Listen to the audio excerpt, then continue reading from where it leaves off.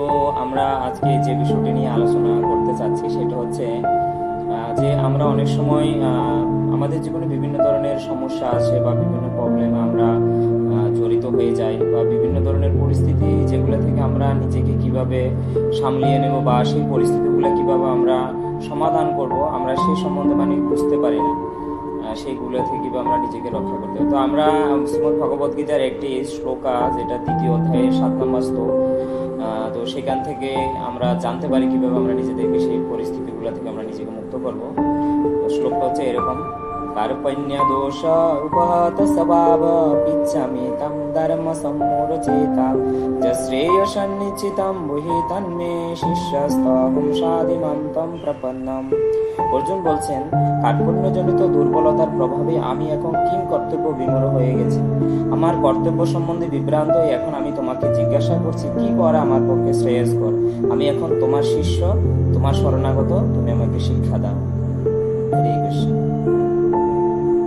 তো অর্জুন যেরকম ভগবান শ্রীকৃষ্ণের কাছে এরকম অসুবিধা জনিত যে পরিস্থিতির সময় ওনার সামনে ওনার সবাই আত্মীয় স্বজনরা ছিল বা উনি সেই সংগ্রামে উনি কিরকম ভাবে সেই পরিস্থিতিগুলো উনি রক্ষা করবেন বা নিজেকে সেই পরিস্থিতিগুলো কিভাবে সমাধান করবেন তিনি বুঝতে পারছিলেন না, তখন তিনি ভগবান শ্রীকৃষ্ণের কাছে শরণাপন্ন হয়েছেন এবং আমরা অন্তিমে গিয়ে দেখতে পাই যে সেই যুদ্ধে অর্জুন জয়লাভ করেছিলেন এবং ওনার রাজ্য ফিরে পেয়েছিলেন। এবং আমরা ত্রেতা যুগও দেখতে পাই যে ভগবান রামচন্দ্র যখন মাতা সীতাকে লঙ্কা থেকে আনা হয়েছিল তখন বিভিন্ন ধরনের প্রজারা, বিভিন্ন ধরনের ব্যক্তি, বিভিন্ন ধরনের মা সীতা সম্বন্ধে অনেক কথা বলছিলেন যেগুলো ভগবান রামচন্দ্রের ভালো লাগছিল না। তখন তিনি ওই পরিস্থিতিও কি করবেন বুঝতে না পেরে উনি গুরুদেবের কাছে গিয়েছেন, বশিষ্ঠ মুনির কাছে। তখন বশিষ্ঠ মুনি ওনাকে বলেছিলেন যে কিভাবে তিনি সেই পরিস্থিতি থেকে নিজেকে মুক্ত করবেন। তখন তিনি বশিষ্ঠ মুনির যে আদেশ তিনি পালন করলেন এবং তিনিও সেই পরিস্থিতি থেকে নিজেকে মুক্ত করেছিলেন।